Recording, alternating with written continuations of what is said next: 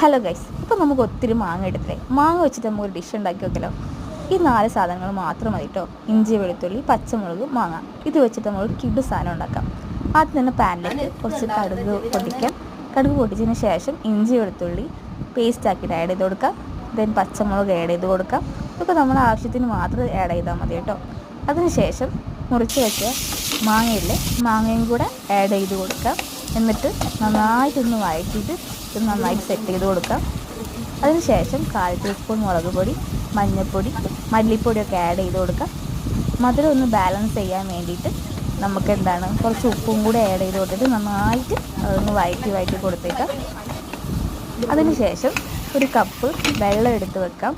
വെള്ളം ആഡ് ചെയ്ത് കൊടുത്തതിന് ശേഷം നന്നായിട്ട് മിക്സ് ചെയ്ത് കൊടുക്കാം.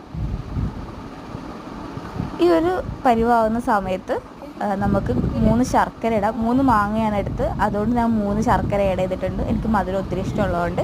എന്നിട്ട് നന്നായിട്ടൊന്ന് കുറുക്കി എടുക്കാവുന്നതാണ്. അതിനുശേഷം എടുത്ത് വെക്കാം.